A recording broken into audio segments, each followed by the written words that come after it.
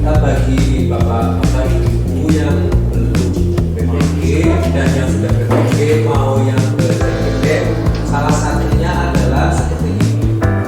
Kalau pada saya itu adalah semacam PPL.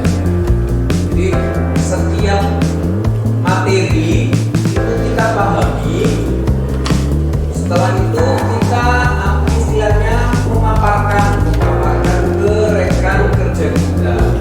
Nah, kalau di PPG itu modelnya bebas, ada yang mau lewat poster atau lewat seperti ini ataupun hanya berdua. Intinya adalah apa yang kita sudah pelajari dipahami serta disebarkan. Nah, terus kita minta umpan baliknya seperti apa? Nah, itu yang disebut jurnal yang atau tugas-tugas yang di dan di CGP pun mirip. Materi yang kami pelajari adalah tentang budaya positif. Nah, di budaya positif untuk pengimbasannya memang harus seperti ini, aksi nyata. Ya, ini dinyatakan dengan aksi kami berdua. Tentang yang pertama di sini konsepnya meliputi ini Bapak Ibu, 1, 2, 3, 4, 5, 6, 7, 8. Sebenarnya semuanya ini mungkin Bapak Ibu sudah pernah belajar secara mandiri atau sudah pernah mengalami, mempraktekkan. Cuma mungkin beberapa ada yang konsepnya masih belum sesuai menurut modul atau belum sesuai menurut kaidah-kaidah ya. Jadi mari kita buka satu persatu Bapak Ibu. Jadi nanti kalau Bapak Ibu mempunyai jawaban atau gagasan lain boleh disampaikan. Oke. Kemudian yang pertama tadi Mas Lakur pada saat kesempatan membacakan pidatonya Pak Nadiem itu kan ada deh Merdeka Belajar. Nah, kita juga sambil merefleksikan kita itu sudah merdeka secara belajar atau kita baru belajar merdeka. Nah, itu nanti bisa kita refleksikan karena selama perkembangan zaman ini, perkembangan kurikulum, pembelajaran, model dan lain sebagainya, termasuk untuk proses peningkatan kompetensi Bapak Ibu guru semua juga macamnya beda-beda. Dari yang tadinya PPG mungkin Zoom ya selama 2 bulan mantengin di laptop atau dulu mungkin pas Bu Tuti dan Pak Latif saat PPG langsung ya di kampus, atau yang sekarang melalui PMN ya, itu kan semakin berkembang. Nah, makanya di sini belajar itu juga mempunyai perubahan dari sebuah paradigmanya. Gini, jadi perubahan paradigma baru itu yang tadinya mungkin Bapak Ibu atau saya sendiri ketika belajar itu masih menuntut kamu itu matematika karena 75 berarti kowe orang lulus remedi dan lain sebagainya. Tapi ketika saya belajar di ini ya di guru penggerak di filosofi Ki Hajar Dewantara, Bapak Ibu tahu Ki Hajar Dewantara ya? Tahu ya? Ya sih Bu Anissa. Iya, bapaknya kita, bapak pendidikan. Nah, kemudian pembelajaran yang baru ini merupakan pembelajaran yang dirancang berdasarkan prinsip pembelajaran berdiferensiasi. Nah, mungkin Bapak Ibu yang sudah PPG sudah lolos sudah pernah belajar ini, oke? Pembelajaran berdiferensiasi itu seperti apa? Yang nanti muaranya adalah tahap perkembangannya, kebutuhannya, itu nanti terwujudnya ini muaranya. Profil pelajar Pancasila. Bapak Ibu ada yang masih ingat profil pelajar Pancasila dimensinya ada berapa? Gagal. Tapi kita perbaiki supaya nanti anak itu bisa berkembang sesuai dengan zamannya, sesuai kodrat alam dan kodrat zaman. Kemudian selanjutnya, nah Bapak Ibu mungkin di selama pembelajaran kita masih pernah melihat atau mengontrol anak kita, atau misalnya Mas kamu tidak mengerjakan tugas berdiri di depan. Mas kamu alfanya 3 kali, saya harus panggil orang tua kamu. Kalau tidak, maka kamu akan saya pindahkan atau dan lain sebagainya. Nah, sebagai guru atau sebagai ada yang tersinggung. Iya itu saya Pak, itu saya dan Mas Lamun maksudnya. Ya, jadi pembelajaran ketika pembelajaran berdiferensiasi itu kan melihat karakter peserta didik, ya, melihat karakter peserta didik yang nanti tujuannya yaitu tadi bisa berkembang sesuai zamannya, kemudian mempunyai dimensi seperti profil pelajar Pancasila. Tugas kita menuntut, tapi ketika menuntut kita juga harus punya kontrol. Nah, ini ada ilusi tentang teori kontrol, ya. Ada sebuah miskonsepsi. Jadi misalnya ilusi guru mengontrol muridnya. Jadi kita itu bisa mengontrol anak didik kita, padahal kita sendiri juga sedang dikontrol misalnya, ya.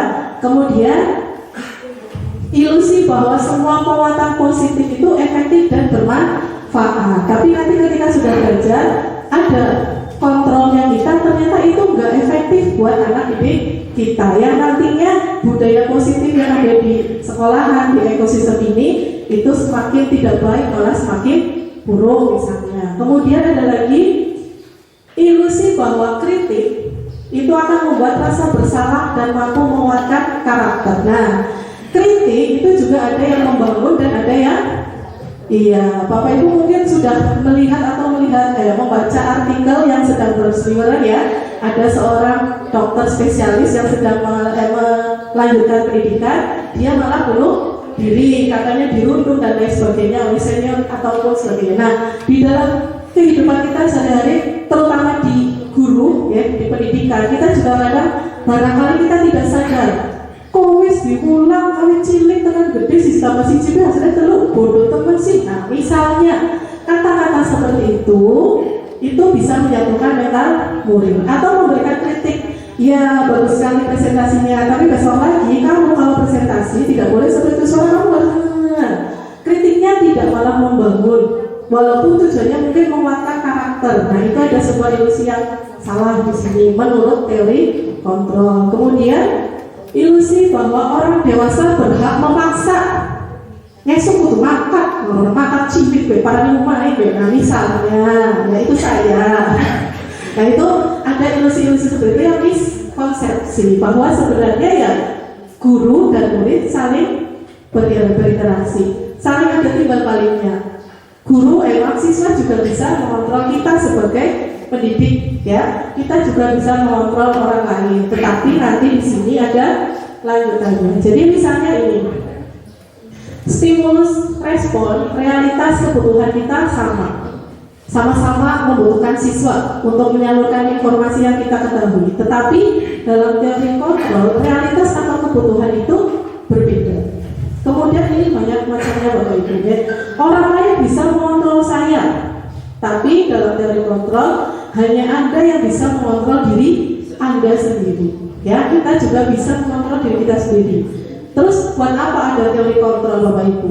Nah, teori kontrol itu ada untuk memposisikan diri kita ketika dalam hal ini berarti siswa, ya. Ketika siswa itu mengalami sebuah permasalahan. Nah, kita memposisikan. Mungkin kita tidak bisa mengontrol orang lain, tapi kita bisa mengontrol diri kita sendiri. Model berpikir menang kalah. Nah, nanti kalau di teori kontrol itu modelnya berpikir menang dan menang, tidak ada yang kalah.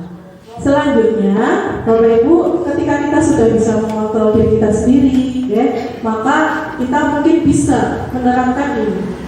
Apakah disiplin itu hanya punya Pak Heru, punya Pak Fatoni, punya Pak Slamet, punya Pak Didik Firman? Disiplin itu punya siapa Bapak Ibu? Punya kita semua, ya. Makanya di sini disiplin positif ya berarti yang berarah ke arah positif. Tujuannya tadi untuk mengembangkan siswa, membentuk ekosistem yang bagus, membuat kerjasama kolaborasi yang positif yang baik, ya, di antara kita sesama rekan sejawat mungkin dengan lingkungan sekitar. Nah, ini disiplin sendiri berasal dari kata disiplina, tapi nggak tahu ini dari bahasa mana Bapak Ibu. Yang penting bahasa Latin biasanya, ya. Spanyol, oke. Yang artinya belajar. Nah, jadi belajar dalam hal ini mengacu tanggung jawab terhadap apa yang dilakukannya dan terhadap nilai-nilai yang diyakini. Dalam kata lain, disiplin positif ini jadi salah satu cara untuk menerapkan yang tujuannya untuk menumbuhkan kesadaran serta memberdayakan peserta didik tanpa imbalan, reward, ancaman atau hukuman. Ketika saya beradaptasi, memang saya mempunyai kebutuhan untuk mendisiplinkan saya sendiri dan anak-anak saya, bukan karena nanti dapat teguran, dapat reward atau dapat ancaman. Itu ya maksudnya Bapak Ibu. Kemudian sebagai pendidik, salah satu tujuan kita juga ini menciptakan peserta didik yang mempunyai disiplin dari dalam diri sendiri, motivasi intrinsiknya, ya. Jadi biar tidak digulung-gulung, ya apa sih namanya, diojok-ojokin, dikolok-kolok lah ibaratnya. Anak itu mulai mempunyai motivasi intrinsik, jadi muncul ketika dia berangkat pagi, memang kebutuhannya dia, bukan kebutuhan nanti saya dihukum, nanti saya telat, tidak. Tapi mereka punya kebutuhan bahwa mereka butuh berangkat sebelum jam 7 supaya dia misalnya siap mengikuti pembelajaran selanjutnya. Nah, kemudian ini ya, motivasi intrinsik dan perubahan perilaku ke arah yang lebih baik. Jadi disiplin positif tugasnya siapa Bapak Ibu? Tugasnya kita semua bersama, saling mengingatkan, kolaborasi dan saling memunculkan hal-hal yang positif. Makanya setiap ada apel pagi, kata-kata atau motivasi hari ini, hari besok dan hari kemarin itu sangat bermanfaat ya. Jadilah bermanfaat walau tidak terlihat. Punya Pak Dwi apa ya Pak? Ya, motivasi itu ya. Jadi memberikan budaya yang positif. Nah, kemudian selain itu, pendekatannya melalui apa Bapak Ibu? Nah, ini merupakan kemampuan individual peserta untuk membina atau mendidik peserta didik secara individual atau secara kelompok. Jadi pendekatannya bisa dengan cara pembinaan, dengan cara mengajarkan, dengan cara mendidik secara individu personal atau bisa berkelompok. Kemudian ini juga ketika kita melakukan pendekatan ini perlu mendapatkan dukungan kebijakan sekolah dan peran serta pemangku kepentingan sekolah. Jadi ketika kita punya program A, B, C boleh disampaikan pada saat mungkin di rapat umum atau ketika kita bertemu dengan Pak Bowo atau apa saya punya saran atau punya ide. Tentunya dengan kita mengungkapkan dengan hal-hal dan bahasa yang komunikasinya yang efektif dan terbuka. Oke.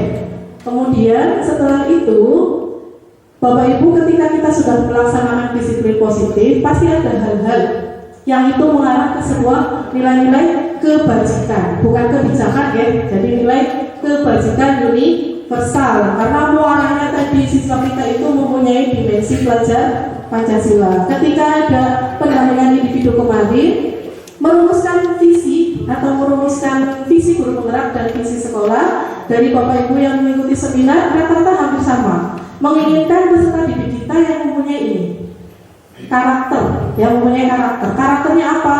Berakhlak mulia, beriman, kemudian bertakwa kepada Tuhan yang Maha Esa dan mempunyai ini, bisa mempunyai rasa toleransi, rasa hormat dan lain sebagainya ini. Jadi ketika ini tidak bisa dicapai semua, minimal ada satu atau dua yang peserta didik kita mempunyai karakter tersebut.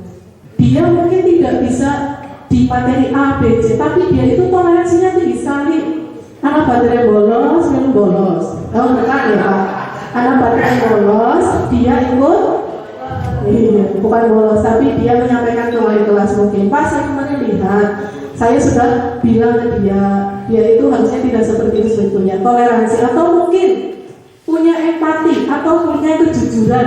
Jadi walaupun ini semuanya tidak dicapai oleh anak didik kita, minimalnya satu atau berapa itu peserta didik itu mempunyai karakter tersebut.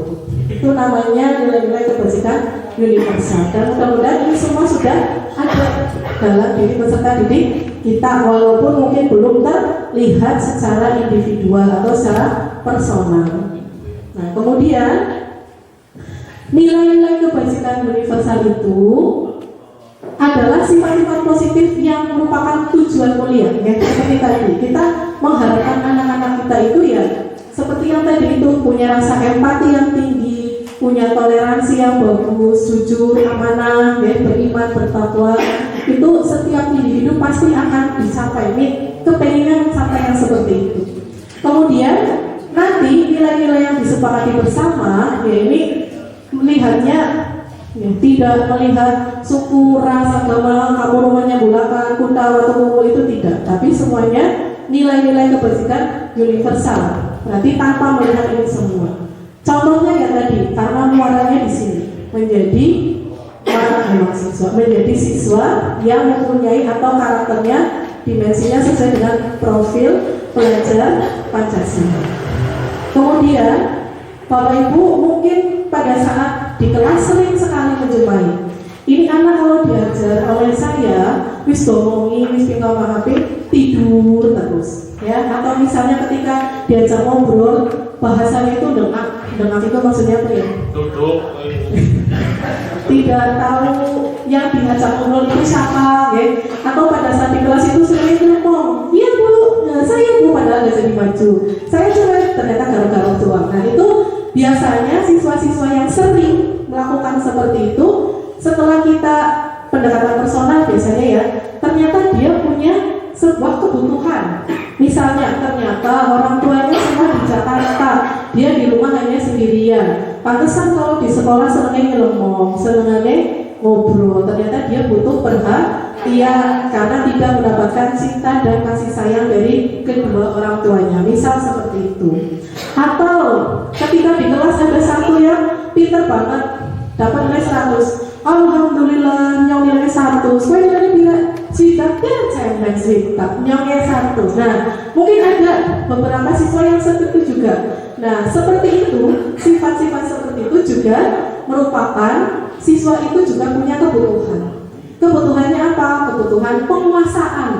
Jadi saya butuh nih, saya berkuasa, nilainya saya 100, pengen dikuasai semua kelasnya ya, pengen meroleh penghargaan. Nah, jadi Bapak Ibu, siswa-siswa kita juga mempunyai atau ini kebutuhan dasar manusia yang secara umum. Menurut Maslow, kebutuhan fisiologis adalah tingkat pertama yang paling dasar dari kebutuhan manusia. Jadi yang diperlukan untuk mempertahankan kehidupan biologis, ya, termasuk makanan, air, udara, tempat tinggal, pakaian, seks, serta semua kebutuhan biogenik. Itu memang kebutuhan dasar yang dibutuhkan baik peserta didik maupun oleh kita sendiri. Kemudian seluruh tindakan yang kita lakukan juga pasti mempunyai tujuan tertentu dan usaha terbaik supaya kita bisa memenuhi kebutuhan dasar kita dengan baik. Dari Maslow ini ya, salah satunya kebutuhan fisiologis. Ya, kemudian aman, betul. Penghargaan. Kemudian kedua terakhir. Yang terakhir punya aktualisasi diri. Saya lupa materinya apa. Nah, berarti sudah pernah ya Pak, ya Pak ya. Temukan dulu Pak. Kalau selesai itu tadi kebutuhan ingin dihargai, kebutuhan aktualisasi, kepengen dilihat gitu ya. Jadi menurut Maslow ini ada yang pertama, yang paling mendasar adalah kebutuhan bertahan hidup. Ya, kita butuh itu ya Bapak Ibu ya. Bertahan hidup itu misalnya seperti ya survival. Jadi apa saja di dalam kebutuhan bertahan hidup itu? Ya kebutuhan yang bersifat fisiologis, yang untuk bertahan hidup. Misalnya kesehatan kita sendiri. Kemudian rumah atau makanan minumannya itu dibutuhkan kita untuk proses reproduksi juga bisa untuk bertahan hidup ya. Ini kebutuhan yang paling mendasar. Yang pertama adalah kebutuhan bertahan hidup. Kemudian yang kedua adalah kasih sayang rasa diterima. Nah ini kebutuhan untuk diterima. Contohnya gini, disayangi dan terima. Misalnya di dalam kehidupan sosial, kebutuhan untuk memberi dan menerima kasih sayang. Seperti tadi misal, ada anak didik kita yang seringnya caper ya, di kelas maupun di mana-mana caper ke kita. Setelah dilihat kita dekati personal ya, mungkin kita pernah home visit, ternyata dia hidup sendiri, kedua orang tuanya di Jakarta perantau ya, dengan kakak atau adiknya dia tidak ada. Nah itu mungkin dia butuh kasih sayang, kebutuhan yang akan diterima di kelompoknya, mungkin makanya dia sering caper ya dengan guru, dengan teman-temannya. Kemudian kebutuhan yang berikutnya adalah penguasaan, kebutuhan pengakuan atas kemampuan. Jadi misalnya tadi aku dapat nilai 100, kamu berapa? Sekitar 5, yuk saya main, aku 100 nih, gitu. Setiap anak bisa ditanya, kamu berapa?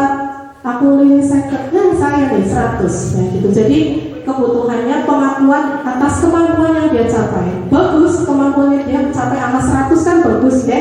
Tetapi ketika dia butuh diakui bahwa dia itu nilainya 100, maka tanya ke setiap teman-temannya, nilai kamu berapa? Kamu produktif sudah lolos pengabdian? Belum, saya masih saya dong perfect dalam waktu 5 menit bisa menyambungkan kabel misalnya gitu. Jadi butuh pengakuan atas kemampuannya. Itu juga kebutuhan dasar bagi manusia menurut tadi Maslow. Kemudian kebutuhan akan pilihan. Jadi ketika kita akan memilih kita juga butuh ya. Misalnya saya mau dari waktu kumpul ke sini, saya lewatnya harus lewat mana? Walaupun lurus misalnya ya. Tapi ketika ada jalan yang sedang rusak atau apa, kan sebuah pilihan. Saya butuh untuk memilih. Saya butuh untuk memilih, maka ini termasuk salah satu kebutuhan dasar manusia. Kemudian selanjutnya kesenangan. Nah ini kebutuhan untuk merasa senang, untuk bahagia. Makanya mungkin Bapak Ibu ketika masuk di kelas selalu bertanya ke siswa, semuanya dalam keadaan bahagia, semua dalam keadaan senang. Jadi kita kasih motivasi yang positif ya. Semuanya dalam keadaan bahagia walaupun tadi saya nggak sanggup. Yang penting bahagia dulu. Nah, walaupun tidak sanggup tapi tetap bahagia. Dari mana kebahagiaan itu? Misalnya ketemu dengan temannya, ketemu dengan idamannya misalnya, ketemu dengan seseorang yang dia fans atau yang dia sukai. Nah itu ada kesenangan, ada kebutuhan untuk merasa senang. Dia bisa mencari kesenangan, bermain dan tertawa. Bayangkan hidup tanpa kenikmatan apapun, betapa menyedihkan ya. Ketika tidak ada kesenangan ya hidupnya sedih. Walaupun mungkin cicilannya banyak ya, terusnya banyak, tapi kita harus selalu bahagia. Tersenyum, kata Bu Anissa kan ya, tabasum muka. Jadi senyummu di hadapan saudaramu adalah sedekah sedekah. Walaupun di rumah cicilannya banyak, berasnya baru ada 1 gelas ya, yang penting kita harus bahagia. Apalagi di hadapan para peserta didik kita yang kita akan menumbuhkan budaya positif di lingkungan kita sendiri. Gitu ya. Dan pada saat kami menyampaikan materi murakabah, ternyata siswa pun ada yang kritis bertanya, Pak, kebutuhan biologis itu kan sesuatu yang harus dipenuhi. Nah, bagi mereka yang sudah berkeluarga itu no problem. Bagi kami anak-anak, bagaimana cara penyaluran seks itu? Nah itu saya belum bisa menjawab ini. Maka ini nanti dari Pak Slamet atau Bu Ayu bisa menjelaskan ketika ada anak yang kritis. Anak yang kritis ini menanyakan tentang kebutuhan tadi yang Ibu Ayu sampaikan. Mohon dijelaskan biar nanti kami juga bisa berefleksi ketika ada pertanyaan-pertanyaan yang berkaitan dengan kebutuhan seperti itu. Nah, pertanyaan saya tadi, bagaimana cara ketika ada anak yang kritis menanyakan tentang bagaimana cara pemenuhan kebutuhan seks terhadap anak-anak siswa didik kita. Mohon penjelasannya dengan pendekatan seperti apa biar mereka bisa paham dan tidak salah paham. Terima kasih.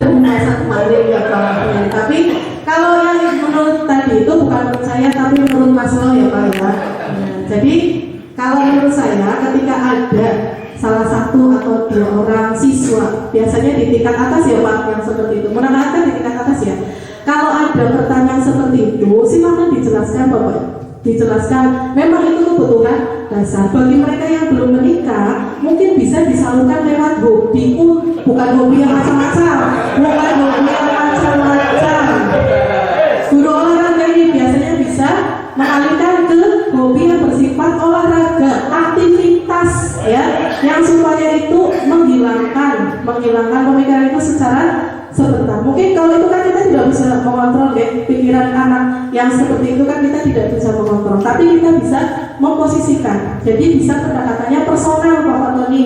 Kalau hanya satu yang tanya, boleh pendekatan secara personal dulu. Nah biasanya kalau seperti itu hubungannya dengan Bapak atau Ibu yang mengaku PJOK ya. Biasanya ada gerakan atau olahraga, jadi dialihkan supaya siswa itu tidak terpacu dengan pemikiran seperti itu ya. Disampaikan dengan hobi olahraga ya, misalnya sepak bola, badminton, sepeda atau yang lainnya. Jadi biar anak itu fokus fokusnya tidak di situ terus. Oke, kan dalam Islam juga nggak boleh ya Pak. Nah itu, jadi hobinya bukan hobi yang macam-macam ya, tapi hobi misalnya Mobile Legends misalnya bisa dialurkan ke situ. Kalau itu yang tanya satu orang dengan pendekatan personal, ya, mungkin kan Bapak guru olahraga, guru PAI bisa lebih tahu habisnya ketika kamu melaksanakan itu di luar itu, nah ada konsekuensinya, ada seperti ini. Jadi pendekatan personal. Tapi ketika satu kelas itu Bapak mempunyai kebutuhan itu harus disampaikan sama semuanya, ya disampaikan. Silakan salurkan lewat hobi. Jadi disimpan dulu Pak. Saya senang sekali mendapatkan materi tentang yang sudah disampaikan Bu Ayu. Di sini saya ngambil itu ternyata 5 kebutuhan dasar manusia itu sangat bagus sekali. Apa yang sudah saya lakukan dengan anak didik saya itu ternyata ada efeknya. Jadi setelah mendapatkan materi ke depan mungkin saya akan menyampaikan atau seperti yang sudah disampaikan Bu Ayu, ternyata di sana ada penguasaan kebutuhan, kebebasan dan kesenangan. Salah satunya adalah memberi penghargaan dan sebagainya. Mungkin itu Bu Ayu refleksi dari saya. Terima kasih. Ya, terima kasih. Yang disampaikan Pak Bowo merasa senang karena Pak Bowo mendapatkan informasi tambahan dari 5 kebutuhan dasar manusia yang ternyata di pembelajaran Pak Bowo di kelas itu, Pak Bowo nanti akan menerapkan penghargaan kepada mungkin siswa yang mempunyai kebutuhan untuk diakui atas kemampuannya. Jadi cukup dari guru mapelnya. Tantangannya mungkin ya nanti reward atau penghargaan bentuk apapun itu bisa diterima atau tidaknya. Tapi biasanya kalau siswa dikasih penghargaan, apalagi dari guru pasti diterima. Nah itu salah satu contoh merefleksikan ya Bapak Ibu, karena contoh refleksi itu modelnya ada 10 kurang lebih. Nanti ketika ada seperti ini lagi boleh kita belajar bersama. Jadi sekali lagi Bapak Ibu jangan di disclaimer bahwa saya dan Pak Slamet itu lebih dari segalanya. Kami masih sama-sama berpendidikan di guru penggerak, hanya jalannya saja mungkin berbeda. Baik, saya akan menjelaskan atau akan mempresentasikan mengenai motivasi perilaku manusia. Ternyata motivasi perilaku manusia itu dibagi menjadi 2 Bapak Ibu.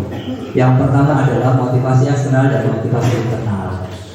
Ya, ada 2 materi yaitu eksternal dan internal. Apa itu motivasi eksternal? Untuk menghindari ketidaknyamanan atau hukuman. Ini kita mau berubah, kita mau melaksanakan, asal jangan dihukum, asal mendapatkan iming-iming. Ini Mas dulu, mana Mas dulu? Ini Mas dulu ya. Ya.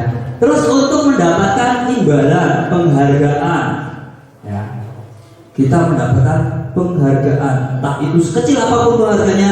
Saya mau berubah kalau ada penghargaan. Saya mau berubah kalau nggak ada hukuman atau nggak ada sanksi. Itu maksudnya motivasi eksternal. Kemudian yang kedua adalah motivasi internal, untuk menghargai diri sendiri. Kenapa kok menghargai diri sendiri? Ini loh, saya punya tanggung jawab, punya amanah. Saya harus berangkat lagi karena saya punya tanggung jawab, bukan dari eksternal ini, tapi dari internalnya. Kenapa? Karena punya tanggung jawab, punya rasa malu pada diri sendiri. Itu dari internal kita yang akan merubah kita. Kemudian, menurut Ki Hajar Dewantara, merdeka itu artinya tidak hanya terlepas dari perintah, tidak hanya terlepas dari perintah. Bukan berarti merdeka tanpa ada perintah, tetap harus ada aturan-aturan dan sebagainya. Akan tetapi juga cakap buat memerintahkan diri sendiri. Ingat, di samping kita memerintahkan, misalnya ke siswa kita menugaskan dan sebagainya, kita juga harus ingat bahwa kita punya tugas kok. Kita punya perintah untuk diri kita. Oh, saya harus A, supaya anak-anak bisa berkembang atau bisa belajar dan sebagainya. Nah, motivasi internal menciptakan disiplin positif dan sikap merdeka. Disiplin belajar timbul dari dirinya sendiri, itu adalah tuntutan Ki Hajar Dewantara. Kemudian sikap merdeka kebebasan untuk belajar dan sebagainya. Bukan berarti kebebasan itu wes apa-apa terserah, tapi tetap kita harus memantau atau menuntun. Tiga, identitas motivasi perilaku manusia. Yang pertama ada hukuman, yang kedua ada konsekuensi, yang ketiga ada restitusi. Hukuman tidak terencana tiba-tiba. Saya sering melakukan ini. Tidak ada rencana. Oh, saya mau hukum A, itu nggak ada. Tiba-tiba anak melanggar, saya hukum. Ya, push up 10 kali, push up 5 kali, jongkok misalnya.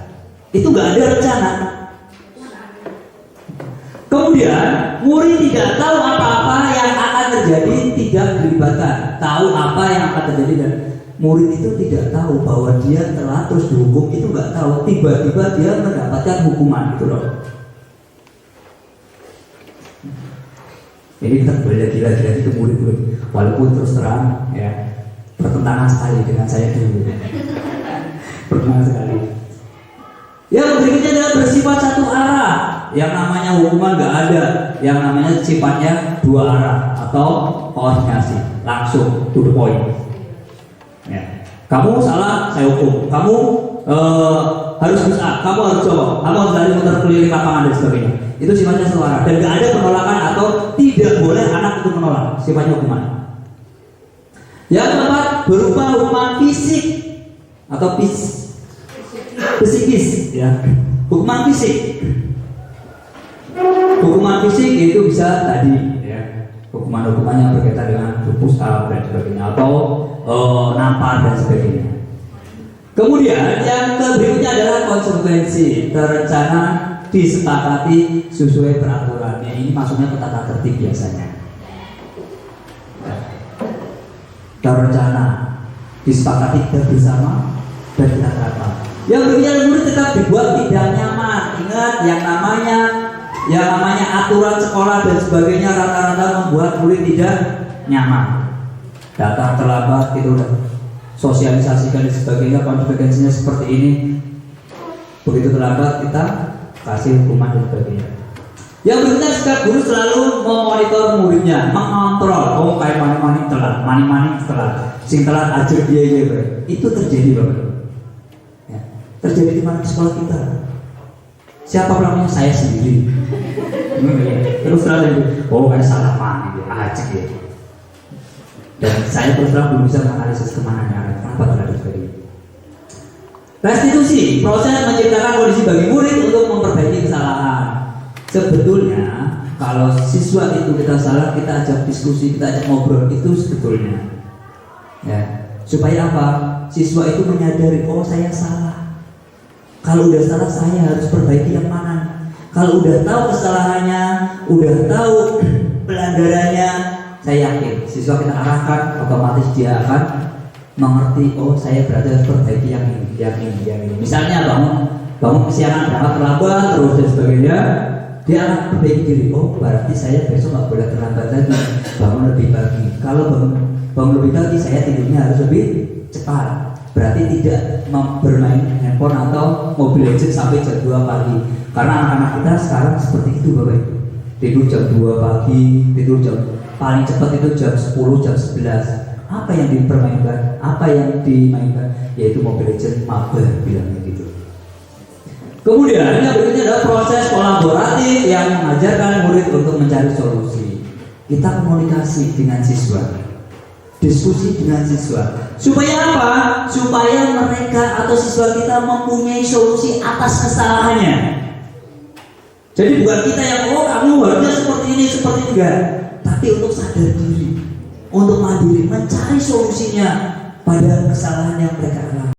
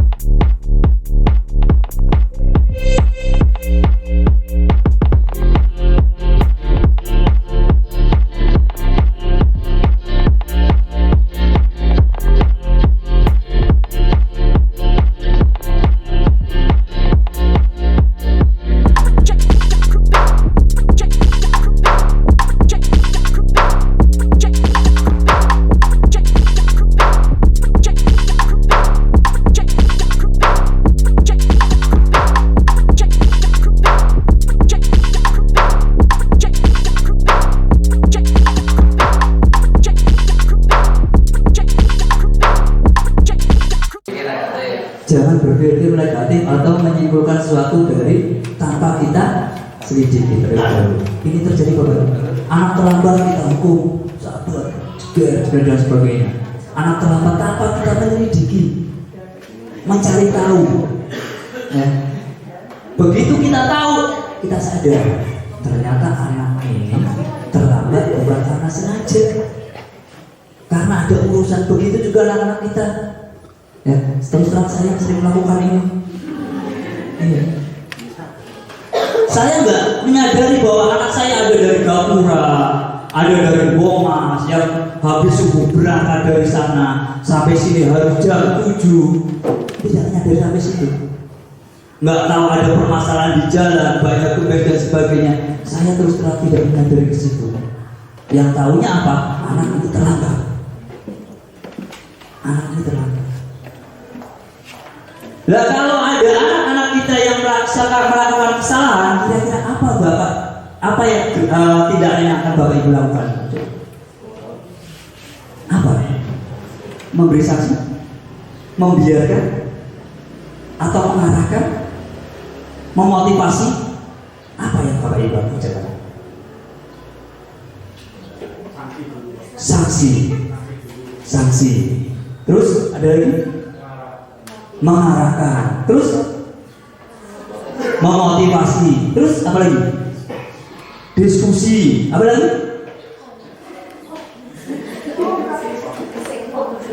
Bapak Ibu, ternyata ini salah satu fungsi kontrol kita sebagai guru.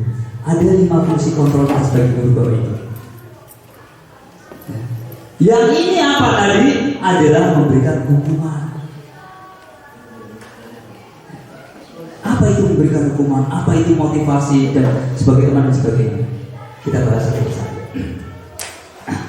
5 posisi kontrol guru terhadap murid. Yang pertama adalah penghukum. Saya lakukan Bapak Ibu ini. Monggo. Saya lakukan ini. Pada waktu saya belum mendalami ini, ya, belum terlalu terlibat dengan kegiatan ini, saya bertentangan Bapak Ibu. Bertentangan sekali dengan hati nurani saya. Pikiran saya namanya disiplin harus mengikuti tata tertib sekolah dan sebagainya. Pikiran saya seperti itu. Kalau salah saksi, kalau salah saksi. Ternyata apa? Efeknya besar sekali memberi hukuman. Anak bisa denda Bapak Ibu. Denda, oh aku wajar ya Bapak. Arwah selamat, maniman selamat, ngasuk incin dia ngasuk ya. Tanda hadiah ya. Jajan ya maksudnya. Kirimin kado ya ngasuk ya, karena kaya. Balik bersih, jadi hilang ya. Terjadi Bapak Ibu. Kemudian yang kedua adalah membuat orang merasa bersalah. Kita tanpa sadar membuat orang merasa bersalah. Nah, pokoknya aja ya gue sih. Waktu domain anak akan mengintrospeksi diri. Oh, aku salah. Gitu. Itu sebenarnya bagus Bapak Ibu. Karena kita tidak berdiam diri. Yang berikutnya adalah teman ngobrol, memberikan pandangan. Kemudian yang berikutnya adalah memonitor berarti mengawasi. Kita membiarkan kita awasi dong. Larang berbuat salah apa soal urusan, kita awasi, kita kontrol. Orang jalan kaduan aman, jalan kaduan hukum. Nah, itu terjadi. Siapa pelakunya? Saya sendiri. Yang berikutnya adalah manajer respons yang menunjukkan tanggung jawab guru dalam posisi terakhir. Manajer adalah posisi monitor di mana guru berbuat sesuatu bersama dengan murid, mempersilahkan murid mempertanggungjawabkan, berlaku, mendukung murid agar dapat menemukan solusi atas permasalahan sendiri. Bapak Ibu, saya yakin panjenengan semua sudah melakukan ini semua. Ya, melakukan ini semua. 5 fungsi kontrol. Sadar atau tidak sadar, diakui atau tidak diakui, panjenengan semua sudah melakukan salah satu di antara 5 ini. Udah melakukan semua. Cuma kita tidak tahu ini posisinya di mana. Sebagai penghukum kah? Sebagai pembuat orang merasa bersalah kah? Kemudian sebagai teman kah? Sebagai monitor atau pemantau kah? Atau sebagai manajer? kita nggak tahu posisinya. Tapi saya yakin panjenengan udah melakukan semuanya di saat 5 fungsi kontrol ini. Ternyata dokumentasi itu perlu, Bapak Ibu. Dokumentasi perlu. Kemudian, contoh kasus seorang siswa tidak memakai atribut lengkap saat upacara. Hormat pada bendera selama 1 jam tanpa duduk, itu namanya hukuman. Ya. Berarti kalau kita melaksanakan seperti ini adalah fungsinya sebagai penghukum. Fungsi kontrol kita adalah sebagai penghukum. Kemudian yang berikutnya adalah berapa kali Bapak Ibu sudah memberitahu kamu, tapi kamu selalu mengecewakan Bapak Ibu. Ini fungsi kontrol kita adalah membuat merasa bersalah pada siswa. Kamu sudah dibilangin berkali-kali, tetap aja melakukan kesalahan. Itu nanti ketemunya kemana? Ke diri kita. Oh, fungsi kontrol kita adalah apa? Pembuat rasa besar. Siapa yang dibuat rasa besarnya adalah murid atau siswa kita. Yang berikutnya adalah ayolah ikut aturan sekolah. Tolong bantu Bapak Ibu yang ya sudah lain kali jangan mulai lagi teman menasihati. Menasihati ke teman atau murid teman kita, ke teman kita menasihati. Aja dia kelas sebagainya. Berat hukumannya, besok kasih ya. Berat hukumannya, besok ini dan sebagainya. Kemudian yang keempat adalah kamu tahu konsekuensi kalau tidak memakai atribut secara lengkap. Ya. Bapak Ibu sudah menghitung ini kali kedua kamu tidak memakai atribut secara lengkap. Memantau. Kita pantau nih kesalahan 1, kesalahan kedua, kesalahan ketiga, baru kita menegur. Itu memantau. Tanpa memberikan sanksi. Yang berikutnya adalah apakah kamu tahu kesalahanmu? Kira-kira bagaimana kamu akan memperbaiki kesalahan? Sebagai manajer kita tanya, kita kolaborasi, kita ngobrol diskusi. Kamu tahu kesalahannya apa? Tahu. Kalau udah tahu, kira-kira apa yang akan kamu perbuat untuk memperbaiki kesalahan? Jadi siswa punya solusi sendiri, bukan kita yang mengarahkan. Itu tujuannya. Kemudian mungkin kalau pikiran saya itu tentang keyakinan kelas, mungkin untuk supaya anak itu meyakinkan diri sendiri, supaya nanti tatkala kita melakukan kesalahan kita sudah tahu itu bahwa kita melanggar seperti itu. Sedangkan peraturan mungkin lebih condong penetapan gitu, karena penetapan yang dibuat dan disepakati di seluruh penghuni kelas. Mungkin menurut saya seperti itu. Oke, terima kasih. Menurut saya kalau peraturan itu berarti sesuatu yang tertulis mengikat. Kalau keyakinan berarti dilakukan dengan kesadaran, kita punya keyakinan dan pasti ada kaitannya dengan peraturan. Berarti keyakinan itu adalah sesuatu yang kita jalani karena ada aturan. Kita yakin bahwa apa yang diyakini itu adalah untuk sesuatu yang baik. Keyakinan dan mengapa bukan peraturan? Abstrak untuk keyakinan kelas. Bersifat abstrak.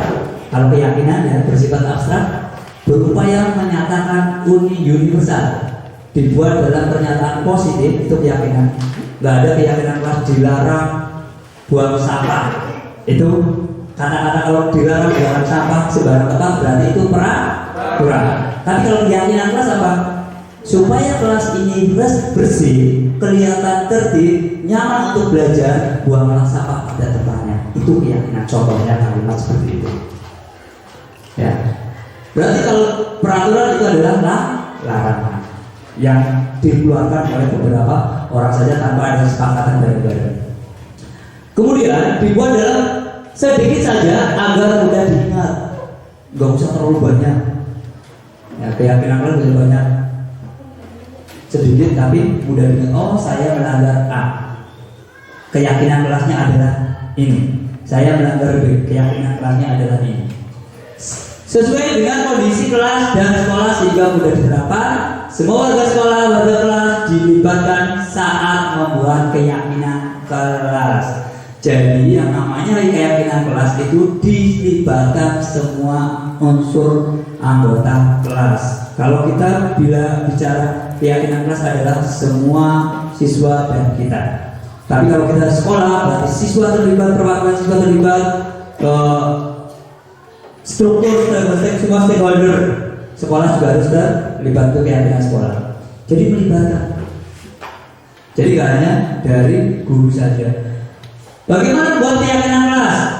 Lebih abstrak dari peraturan berupa pernyataan universal yang tadi saya bilang.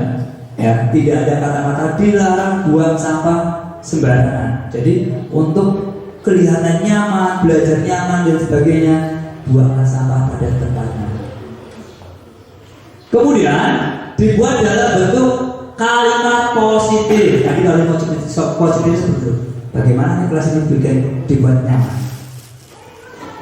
Sedikit saja agar mudah diingat sesuai dengan kondisi kelas dan sekolah agar mudah diterapkan. Dalam pembuatan kegiatan kelas kita harus lihat dulu kondisi kelas kita seperti apa, anak-anak kita seperti apa. Supaya apa? Supaya kita bisa match jadi satu. Supaya kita bisa meyakini oh kelas kita seperti ini. Yang berikutnya adalah semua warga sekolah dilibatkan saat membuat ini keyakinan kelas. Ya, berkaitan dengan keyakinan kelas. Ini kesepakatan saya buat Bapak Ibu. Ya. Yang pertama dengan siswa, boleh makan ketika lapar. Makanan ringan di kelas, boleh nggak? Oh boleh, monggo saya bilang. Pak lapar Pak, boleh makan? Boleh. Apa keyakinannya? Toleransi, orang lapar, monggo. Kemudian jika telah masuk kelas, push up 10 sampai 15 kali atau sekojam 5 kali. Ini kita sepakati anak-anak yang berikan ini. Apa keyakinan kelasnya? Disiplin. Kemudian yang berikutnya adalah menjaga kebersihan kelas. Apa keyakinannya? Tanggung jawab. Kalau menjaga kita semua tanggung jawab. Kemudian keluar masuk kelas dengan izin guru. Ya, keluar masuk harus izin guru. Apa keyakinannya? Keyakinannya adalah sopan santun atau anak kita, karakter kita betul. Kemudian apabila guru tidak hadir hingga 30 menit, maka guru akan dipanggil ke sekolah. Dipanggil agar mengajar. Dipanggil agar mengajar. Apa sih keyakinannya? Menghargai waktu, disiplin Bapak Ibu. Kemudian tidak boleh membuli, mengejek sama teman. Apa keyakinannya? Saling menghormati. Keyakinan itu yang kita terapkan. Yang lahir Pak Selamat nggak boleh kalah. Nggak tahu dia.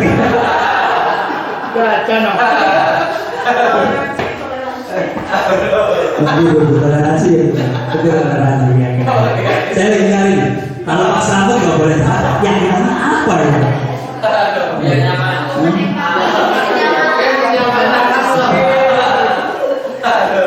Yang berikutnya adalah contoh seorang siswa tidak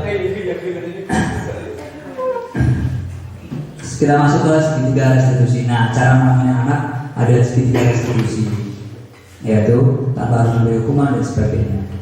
Yang pertama adalah validasi kebutuhan, yang kedua menstabilkan identitas, yang ketiga menanyakan keyakinan.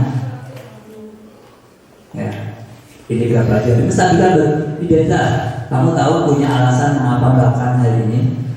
Adakah cara yang lebih efektif untuk mendapatkan apa yang kamu butuhkan? Artinya apa? Menanyakan. Kalau udah tahu terlambat dan sebagainya, saya yakin semua anak, semua siswa pasti punya alasan kenapa terlambat. Ini jarang dilakukan oleh kita. Tanyakan dulu kenapa terlambat, kenapa tidak mengerjakan tugas, kenapa tidak memakai seragam. Itu harus kita tanyakan. Mereka punya alasan, mereka punya jawaban. Apabila kita tanyakan itu, Pak, bajunya baru dicuci kemarin Pak, masih basah. Pak, saya bangun kesiangan karena semalam ini dan sebagai bantu orang tua misalnya.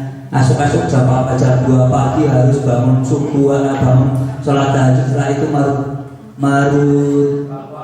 bukan apa, kodin, kodol, masuk pasaran kliwonan misalnya. Loh iya, ada seperti ada Bapak Ibu. Yang berikutnya adalah stabilitas. Setiap orang pasti pernah melakukan kesalahan. Ini kita menyampaikan ke anak. Gak hanya kamu dong, saya juga pernah melakukan kesalahan. Semua orang juga pernah melakukan kesalahan. Artinya apa? Di dalam kehidupan ini semua orang pasti pernah melakukan kesalahan, walaupun itu kesalahannya berbeda-beda. Ya. Kamu bukan satu-satunya yang pernah melakukan ini. Tuh, si A juga kemarin melakukan tuh. Si B kemarin melakukan. Jadi bukan kamu. Jadi kita tidak memojokkan anak. Yang berikutnya adalah nilai-nilai apa yang telah kamu sepakati. Kita kembalikan kemana? Keyakinan kelas. Kita sepakat loh, masih ingat nggak dengan keyakinan kelas kita? Kalau masih ingat dengan keyakinan kelas kita, kamu melakukan pelanggaran ini, melakukan pelanggaran kesepakatan kita, keyakinan apa yang kita langgar? Kalau kita sudah tahu keyakinan yang kita langgar, baru kamu ingin menjadi apa, seperti apa sih? Jadi mencari solusinya mereka sendiri, ya. Mereka akan mencari solusi sendiri berkaitan dengan pelanggaran atau keyakinan-keyakinan yang mereka lakukan. Satunya, setelah melihat dan mendengarkan penjelasan tentang bagaimana siswa disiplin, kemudian ada motivasi internal Pak, akhirnya saya menjadi berpikir, bingung Pak jadinya ya. Bingung terus jadi berpikir bagaimana cara menumbuhkan supaya anak punya motivasi internal sendiri, kemudian menumbuhkan disiplin positif supaya peraturan dan keyakinannya itu dipenuhi sendiri gitu. Jadi supaya punya motivasi sendiri nanti di kelas seperti apa dan sebagainya.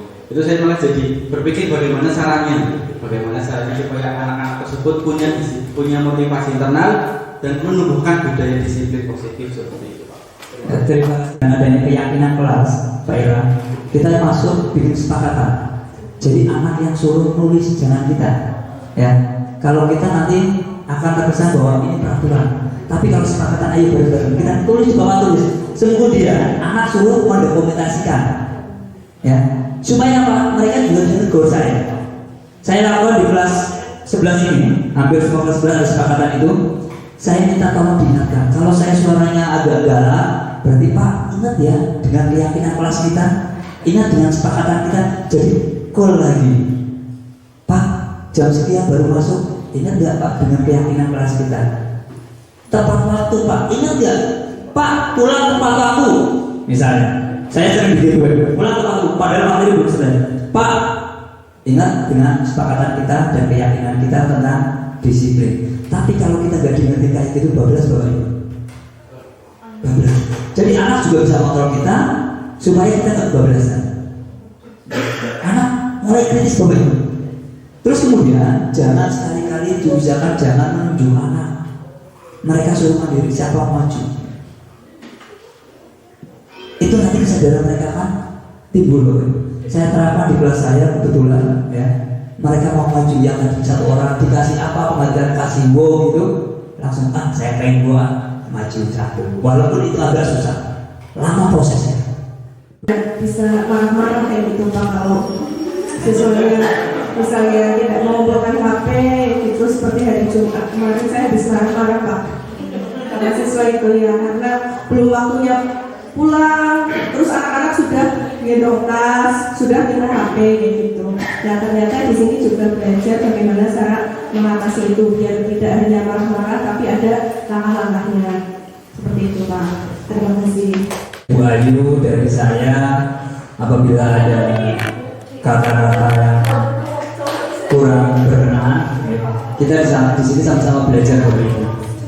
Nanti ada insya Allah bulan Agustus ini informasinya ada buka lagi pendaftaran CGP angkatan 12. silakan Bapak Ibu belajar atau mendaftar, ya. Jangan mencari apa-apa Bapak Ibu, di sini kita belajar, ya. Cari pengalaman, jangan mencari materi, cari ilmu. Karena apa? Gak akan ketemu yang namanya materi di CGP. Tapi kalau ilmu banyak banget Bapak Ibu, ya di CGP banyak sekali ilmu. Yang tadinya terus terang ya, saya leader, nggak berani ngomong kayak gini, dipaksakan harus berani. Gitu. Itu saja. Terima kasih Bapak Ibu atas waktunya. Mohon maaf yang sebesar-besarnya. Kami Bu Ayu dan saya pribadi mohon maaf yang sebesar-besarnya. Wassalamualaikum warahmatullahi wabarakatuh.